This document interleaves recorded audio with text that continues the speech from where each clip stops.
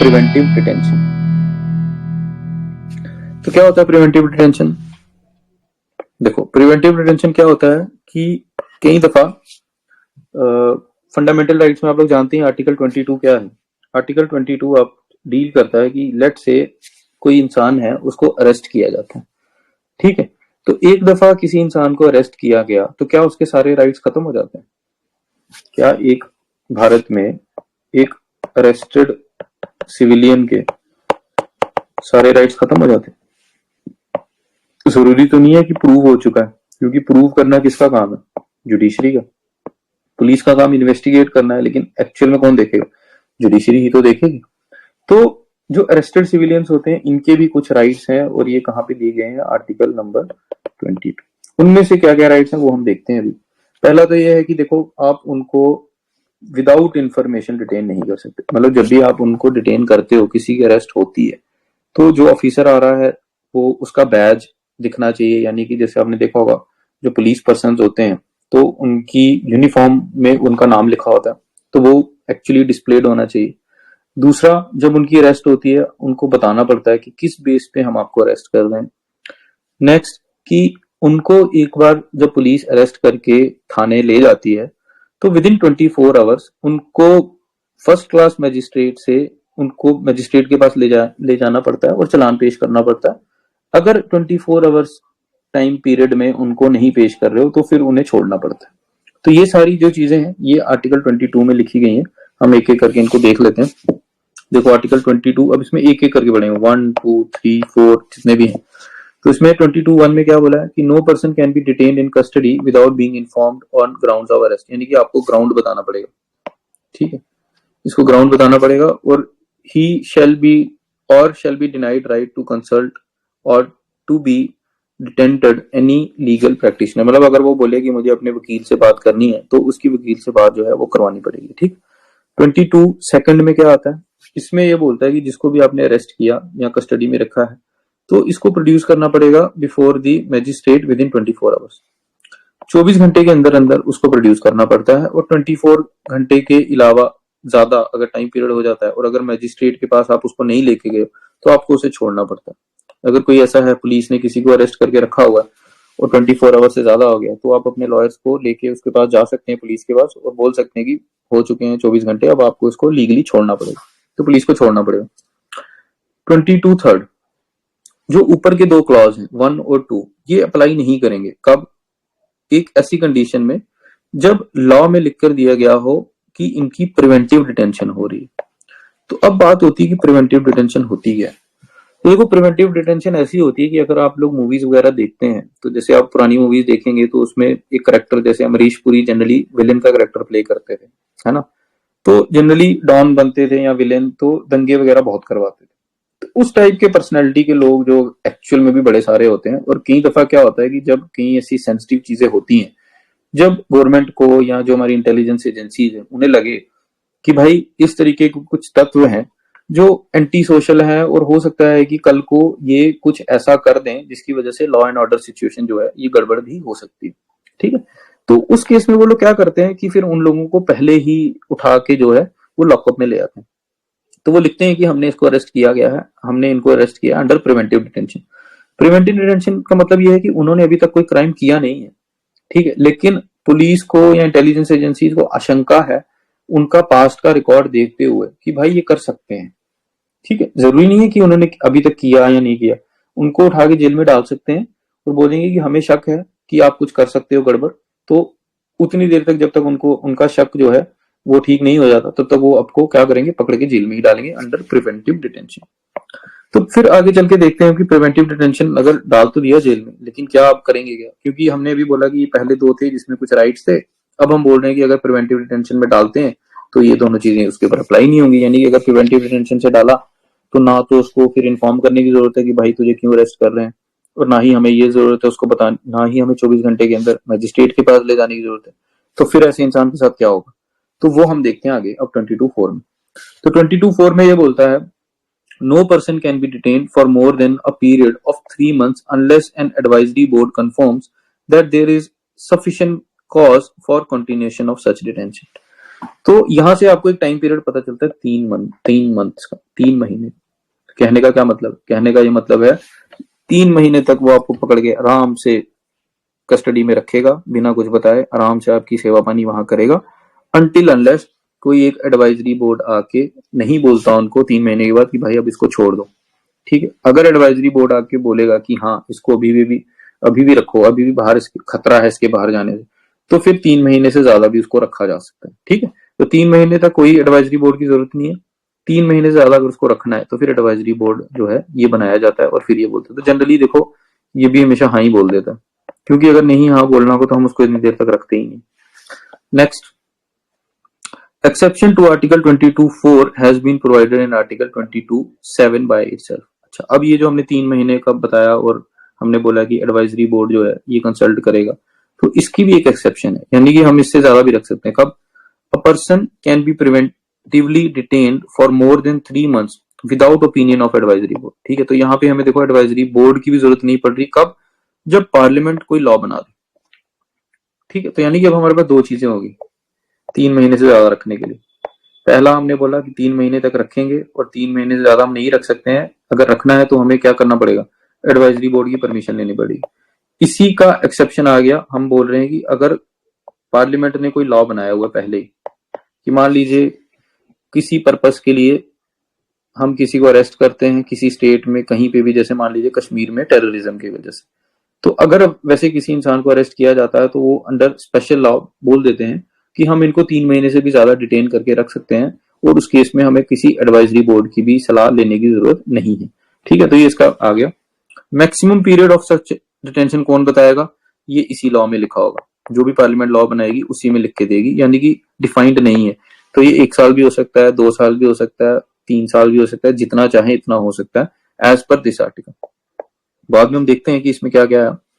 तो circumstances, classes of person and classes of cases to which such law में apply. तो circumstance वगैरह भी इसी में बताएंगे। जैसे मैंने आपको अभी एग्जांपल देके बताया कि लेट से कोई ऐसा एरिया है जैसे नक्सलाइट्स का एरिया, तो वहां पे हम देखेंगे कि नक्सलिज्म एक इशू है। तो इन सच केसेस गवर्नमेंट बोलेगी कि इन सर्कमस्टांसेस जहाँ पे नक्सल ज्यादा घटनाएं होती हैं, जैसे हम लोग देखते हैं छत्तीसगढ़ वाली साइड, छोटा नागपुर वाली साइड, काफी बार ऐसा होता है कि सीआरपीएफ के ट्रक्स जाते हैं और रास्ते में उनमें हमला हो जाता है और बहुत सारे हमारे जो जवान है उनकी डेथ हो जाती है। तो ऐसी इन एक्सट्रीम सर्कमस्टांसेस गवर्नमेंट क्या करती है, पार्लियामेंट क्या करती है, एक लॉ पास करती है और फिर उन केसेस में वो स्पेशली बता देती है कि हाँ आर्टिकल 22(4) को वो एक्सेप्शन में ही बोलती है कि अब हम इनको अगर डिटेन करके रखते हैं तो फिर जो भी लॉ में लिखा होगा 3 महीने से ज्यादा भी हो सकता है, कम भी हो सकता है, कुछ भी हो सकता है। तो ये चीजें आपको याद रखनी है प्री के लिए। आप अलग से अगर फंडामेंटल राइट्स पढ़ रहे हैं तो वहां पे आर्टिकल 22 में आपने अब क्या कर लेना, स्टार लगा लेना है कि न्यूज में है, तो हमने लक्ष्मीकांत से या कहीं से भी इसको बहुत अच्छे से पढ़ लेना। ठीक है, तो काफी सारी चीजें हमने यहीं पे कवर कर ली है मुझे लग रहा है। ये अब हम इसको आगे स्किप करते हैं। अच्छा, न्यूज में क्यों है? सुप्रीम कोर्ट ने बोला कि भाई इसको सिर्फ एक्सेप्शनल सर्कमस्टांस में ही यूज करो, प्रिवेंटिव डिटेंशन। ये नहीं कि जने खने को उठा के आप जेल में डाल दो और 3 महीने तक तो ऐसी हवा भी नहीं लगने दो उसको, 3 महीने के बाद फिर आप उसको निकाल दो बाहर। तो गवर्नमेंट ने बोला है, कोर्ट ने बोला है गवर्नमेंट से कि इसको आप सिर्फ कभी कभी जब लगता है कि सच में इस्तेमाल करना चाहिए तभी करो, वरना मत करो। ठीक, तो आगे बढ़ते हैं इसमें हम।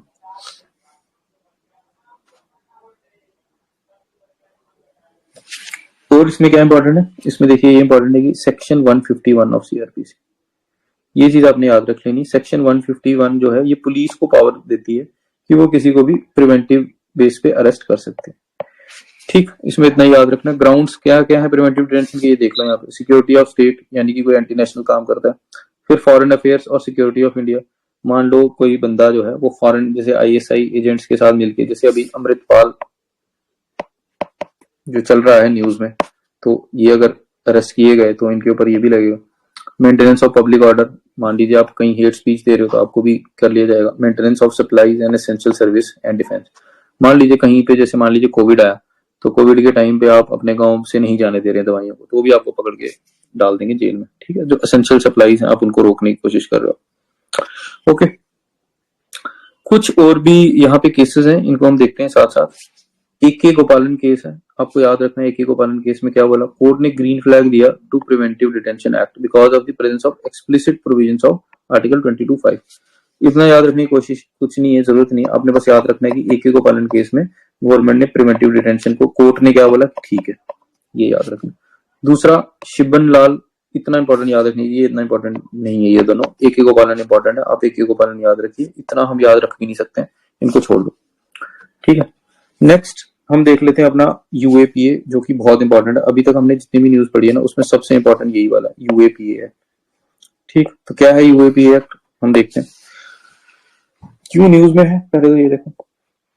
तो सेंटर ने डिक्लेयर किया एक ऑर्गेनाइजेशन को जिसका नाम था Popular Front of India as an unlawful association under unlawful activities prevention action act, जिसको कि आम भाषा में यूएपीए भी बोला जाता है, ठीक है। तो यूएपीए क्या है, यूएपीए एक देखो ऐसा एक्ट है, जैसे मान लीजिए कि कोई भी ऑर्गेनाइजेशन है जो एंटी नेशनल काम कर रही है, ठीक है। लेट्स से कोई टेररिस्ट बॉडी है, तो जनरली तो टेररिस्ट बॉडीज मतलब हमारी कंट्री से ऑपरेट नहीं करती हैं, फॉरेन कंट्री से ही करती हैं, जिसकी एग्जांपल जैसे लश्कर तैयबा है ना, तो हिजबुल मुजाहिदीन है, फिर आईएसआई है, ठीक है, आईएएस है जो वहां सीरिया वाली साइड हो रहा था। तो ये जितने भी हैं इन सबको हम कैटेगराइज कर सकते हैं with in the ambit of UAPA act of 1967। इससे रिलेटेड बड़े छोटे मोटे छोटे बड़े कानून टाइम टाइम पे बनाए गए, जैसे आपका टाडा बनाया गया, ठीक है, फिर पोटा बनाया गया। टाडा के अंडर एक हमारे वो है एक्टर हैं संजय दत्त, जिनको आप आप जानते हो उनको, तो उनको इसी के अंडर सजा हुई थी टाडा के अंडर, क्योंकि उनके घर से शायद कुछ एमुनिशन वगैरह मिला था। तो कोई भी ऐसी चीजें जो आप एंटी नेशनल एक्टिविटीज करती हैं ऑर्गेनाइजेशंस वगैरह, उन सबको ट्राई किया जाता है अंडर यूएपीए एक्ट, ठीक। तो अब यूएपीए एक्ट फिलहाल तो न्यूज में इस वजह से है कि पॉपुलर फ्रंट ऑफ इंडिया जो है इसको भी इसी के अंडर ट्राई किया गया, लेकिन आपको जो एग्जाम में ये आएगा उसके पीछे एक रीजन है कि 2019 में ना इसमें एक अमेंडमेंट हुई है बड़ी जबरदस्त। वो अमेंडमेंट क्या हुई है कि 2019 से पहले क्या था कि हम सिर्फ एक ऑर्गेनाइजेशन को ही क्लासिफाई करते थे एज अ अनलॉफुल एसोसिएशन, लेकिन हम देख रहे हैं कि कुछ टाइम से काफी लोग इंडिविजुअली भी इस तरीके के जो अनलॉफुल एक्टिविटीज हैं इनको कैरी आउट कर रहे हैं। एक्चुअली क्या होता है कि मोडस ऑपरेंडी जो है टेररिस्ट का ये चेंज होता रहता है। और अच्छे तरीके से आप इसको पढ़ेंगे जब आप लोग इंटरनल सिक्योरिटी पढ़ेंगे फॉर योर मेंस GS3। लेकिन थोड़ा सा मैं आपको ब्रीफ दे देता हूं। आपने देखा होगा, आपने सुना होगा ये वर्ड लोन वोल्फ अटैक, है ना, या फिर स्लीपर सेल्स अटैक। एक मूवी आई थी अक्षय कुमार की हॉलीडे, अगर आपने देखी है वो तो फिर आप इसका कंसेप्ट समझ लोगे, ठीक है। लोन वोल्फ या स्लीपर सेल्स, तो स्लीपर सेल्स या लोन वोल्फ अटैक ये किस कैटेगरी में आता है कि देखो क्या होता है कि कुछ एजेंट्स होते हैं, कुछ क्रिमिनल्स या टेररिस्ट माइंडसेट के, तो ये क्या करते हैं कि ये इंडिविजुअली कहीं पे रह रहे होते हैं, इनका कोई कॉन्टैक्ट नहीं होता किसी ऑर्गेनाइजेशन से, किसी अपने ऊपर बंदे से, इनको सिर्फ एक मिशन दे के भेज दिया जाता है। फिर ये हो सकता है कि कई साल ऐसे ही घुल मिल के रहें और किसी को पता ना चलने दें और वेट करें उस मोमेंट का जब इन्होंने अटैक वगैरह जो भी है उसको कैरी आउट करना। तो अभी इस तरीके की जो लेटेस्ट एडवांसमेंट देखी गई, तो हमारे पास लेकिन कोई भी ऐसा एक्ट था नहीं। क्यों? जैसे हम मान लीजिए कि हम उनको गिरफ्तार भी कर लेते थे ना, कुछ लोगों को जो हमें पता था कि he is the part of sleeper cell या फिर ये लोन वोल्फ अटैक जो है ये कमिट करने वाला है, बट हम उनको ज्यादा स्ट्रिंजेंट कानून के अंदर सजा नहीं दे पाते, ठीक है। अब देखो दोनों का इंटेंट सेम है, क्राइम, जैसे दोनों में तो किलिंग्स ही होंगी ना, तो हो सकता है मान लीजिए कि वो किसी पर्सन को मारे, लेट से किसी पॉलिटिशियन को या किसी सुपरस्टार को उसने हिट करना, तो अगर वो हिट करता है तो नॉर्मल केस में उसके खिलाफ कौन सा केस चलेगा? नॉर्मल केसेस में 302 IPC यानी मर्डर की सजा उसको होगी। तो मर्डर में कितनी सजा होगी? जितनी बाकी लोगों को होती है। लेकिन क्योंकि वो एक टेररिस्ट है तो उसके खिलाफ तो एंटी नेशनल एक्टिविटीज में भी केस चलना चाहिए। पर हमारे पास क्या था कि हमारे पास कोई एक ऐसा था ही नहीं, कानून ही नहीं था जिसमें हम उसको ट्राई कर सकते थे, क्योंकि जो यूएपीए वाला एक्ट था इसमें क्या था, हम एक ऑर्गेनाइजेशन को ही कर सकते थे। तो फिर हमने क्या किया, इसमें अमेंडमेंट किया 2019 में, और अब हम इसमें क्या करता है कि अगर कोई इंडिविजुअल भी है उसको भी फिर हम लोग कैटेगराइज करवा लेते हैं। तो ये सबसे इंपॉर्टेंट चीज थी जिसकी वजह से ये न्यूज में था, तो आपने इसको ध्यान में रखना है। और आप मुझे बताएंगे भी कि कश्मीर में भी फिर इसके बाद काफी ज्यादा जगह पे काफी सारी लोग थे जिनको यूएपीए के अंडर जो है वो अंदर किया गया था। आप मुझे बताइए कमेंट्स में कि किन किन लोगों को किया गया। तो चलिए थोड़ा सा ब्रीफ अबाउट हमने देख लिया, जो मैंने आपको बताया ये वहीं से कवर होगा, आपको उसको पढ़ने की जरूरत नहीं है, बाद में पढ़ लेना थोड़ा थोड़ा। इंपॉर्टेंट चीजें हैं वो हम वो करते हैं, इंपॉर्टेंट ये वाली चीजें कि 2019 में जो अमेंडमेंट हुई उसमें क्या क्या चीजें आई। तो पहला number, power to designate terrorist. ठीक है, तो किसको हम पावर दें किसी को टेररिस्ट डेजिग्नेट करने की? तो देखो सेंट्रल गवर्नमेंट के पास पावर है। सेंट्रल गवर्नमेंट में designate an organisation as terrorist organisation if it commits or participate in acts of terrorism. तो कोई भी ऑर्गेनाइजेशन अगर एक्ट करेगी टेररिज्म का, या प्रिपेयर्स फॉर टेररिज्म, किसी को या खुद की तैयारी करती है टेररिज्म के लिए, प्रमोट्स टेररिज्म और is otherwise involve in terrorism, तो इनमें से कहीं पे भी एम्बिट में आएगी तो उसको हम करेंगे। दूसरा, the act empowers government to designate individuals as terrorist on same grounds. ये सबसे इंपॉर्टेंट चीज जो मैंने आपको तब से बताई कि इंडिविजुअल्स को अब हम डेजिग्नेट कर सकते हैं, पहले ये नहीं था, पहले हम सिर्फ ऑर्गेनाइजेशन को ही कर सकते हैं। Next, approval for scissor of property bye NIA. तो देखो यूएपीए के अंदर जो हमारी फोर्स एक्ट करती है वो है NIA, national investigating agency. Jammu में भी आपने देखा होगा, जैसे अभी एक दो महीने पहले सिदला वाली साइड एक ट्रक था, उसमें ब्लास्ट हुआ, टेररिस्ट थे, तो फिर हमने देखा कि एनआईए की टीम आई थी, है ना, उन्होंने जैकेट्स पहनी होती है, पीछे एनआईए लिखी होती है। तो पुलिस नहीं करती है, एनआईए की स्पेशल टीम आती है जो क्या इन्वेस्टिगेट करती है, कोई भी टेररिस्ट रिलेटेड चीजें हुई होती है। तो एनआईए क्या करेगी, एनआईए के पास है पावर, और अप्रूवल इसको किससे लेना है, डीजीपी से। ये आपने याद रखना कि डीजीपी से अप्रूवल लेना पड़ता है एनआईए को, पुलिस के डीजीपी से, उनकी जो भी वैसे पर्सन्स हैं जिनको हम ट्राई कर रहे हैं उनकी प्रॉपर्टी वगैरह सीज करने के। चलिए अगला देखते हैं, इन्वेस्टिगेशन बाय एनआईए। इसमें क्या है कि कौन सा ऑफिसर है, किस रैंक का ऑफिसर होगा जो इन्वेस्टिगेशन कर सकता है। इसमें एक चेंज किया गया है, पहले डीएसपी रैंक का होता था, तो अब देखो अब हमने एम्बिट थोड़ा सा अपना होराइजन वाइड किया। पहले ऑर्गेनाइजेशन थी, अब हम इंडिविजुअल्स को भी कर रहे हैं, तो अब हमें ज्यादा अधिकारी चाहिए, तो डीएसपी तो इतने नहीं होंगे, तो फिर हमने क्या किया, एक रैंक नीचे आ गए इंस्पेक्टर। तो अब हमने इंस्पेक्टर्स को भी एक पावर दे दी, थोड़ा सा कलर चेंज करता हूँ क्योंकि ये दिख नहीं रहा। अब हमने इंस्पेक्टर्स को भी पावर दे दी है कि वो भी ट्राई कर सकते हैं, ठीक है। तो इन्वेस्टिगेशन में भी conducted by officers of rank of DSP और असिस्टेंट कमिश्नर ऑफ पुलिस और above. The act empowers the NIA of rank of inspector or above to investigate the cases। अब इन्होंने क्या कर दिया, इंस्पेक्टर के रैंक से स्टार्ट कर लिया, पहले डीएसपी था, अब इंस्पेक्टर जो है वो भी इस केस में कार्रवाई कर सकते। कन्वेंशन ये अलग अलग हैं, ये कुछ इंटरनेशनल ट्रीटीज होती हैं जिसको इंडिया ने साइन किया गया होता है, तो वो सारी यहीं पे आ जाएंगी। इनमें से कौन कौन सी, convention on suppression of terrorist bombing, फिर टेकिंग ऑफ होस्टेज, ये सब इसमें आ जाएगा। ये इतना इंपॉर्टेंट नहीं है, आपने ये वाली एक पहला और एक ये तीसरा, ये इंपॉर्टेंट याद रखने से, इसमें इतना ही है। नेक्स्ट देखते हैं फोन टैपिंग। फोन टैपिंग में इतना कुछ है नहीं, ठीक है। हमने क्या देखना है कि किन किन ग्राउंड्स पे फोन टैपिंग अलाउड है। तो फोन टैपिंग कर सकता है, कौन कर सकता है, यूनियन गवर्नमेंट कर सकती है, स्टेट गवर्नमेंट कर सकती है, लेकिन परमिशन कौन देगा, किसकी परमिशन थे, तो जो भी सेक्रेटरी होगा, कहाँ का, होम अफेयर्स का। तो होम अफेयर्स का सेक्रेटरी जो है, अगर कुछ एंटी नेशनल एक्टिविटीज होती हैं, कौन कौन सी एक्टिविटीज, ये पहला sovereignty and integrity of India, अगर हमें लगता है कि कोई टेररिस्ट है तो हमें उसका टैप कर लेना चाहिए। Security of state, friendly relation with foreign states, कोई हमें ऐसा तत्व लगता है जो मतलब कि हमारी जो फ्रेंड स्टेट है उनसे काम खराब करवा रहा है, या फिर maintaining of public order by preventing incitement commission of offences.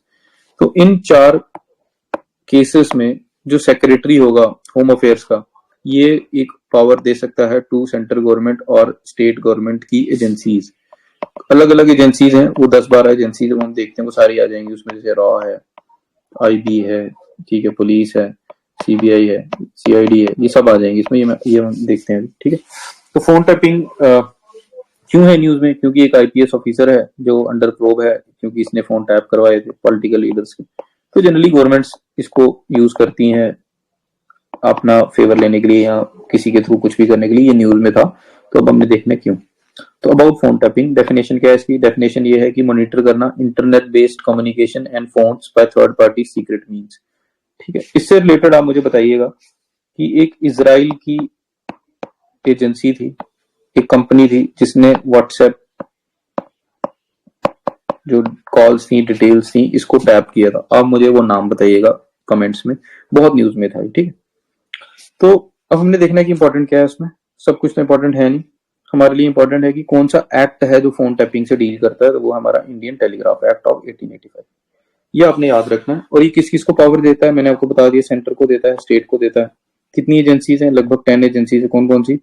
IB, CBI, ED, narcotics, फिर central board of direct taxes, directorate of revenue intelligence, national investigation agency, raw, directorate of signal intelligence and Delhi police commissioner. ठीक है, तो ये सिर्फ 10 हैं जिनको power मिली हुई होती है, इनको आपने नजर मारनी है। इसके अलावा कुछ इंपॉर्टेंट चीजें प्री के लिए, कि जो कम्युनिकेशन डिवाइसेस हैं, ये सब्जेक्ट कहाँ पे मेंशन है अंडर 7th शेड्यूल। तो देखो, जिन्होंने अभी पॉलिटी नहीं पढ़ी है या नई नई पढ़ना स्टार्ट की है, तो उन्हें मैं बता दूं कि हमारी कॉन्स्टिट्यूशन में कुछ शेड्यूल्स होते हैं, जैसे आर्टिकल होते हैं ना, ऐसे शेड्यूल्स होते हैं। तो जो हमारा 7th शेड्यूल है, इसमें क्या है कि कुछ सब्जेक्ट्स हैं, जो 7th शेड्यूल है इसमें कुछ सब्जेक्ट्स हैं, 3 सब्जेक्ट्स हैं इसमें। ठीक है, तो पहला सब्जेक्ट है, पहले वैसे सब्जेक्ट हैं जो यूनियन के अंडर आते हैं, यानी सेंटर के अंडर आते हैं। दूसरे वैसे सब्जेक्ट्स हैं जो स्टेट के अंदर आते हैं।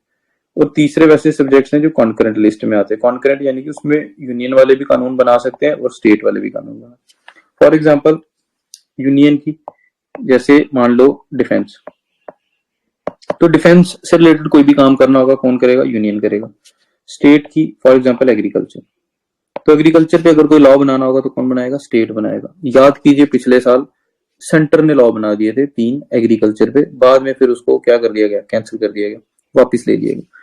और एक होते हैं कॉन्करेंट। कॉन्करेंट यानी कि ऐसी चीजें होती हैं जिसपे दोनों बना सकते हैं। ठीक है, तो जो कम्युनिकेशन डिवाइस है, ठीक है, कम्युनिकेशन एज अ सब्जेक्ट, ये कहाँ पे है? ये हमारा यूनियन लिस्ट में, यानी कि इस वाली लिस्ट में, पहली वाली। ये आपने याद रखना है।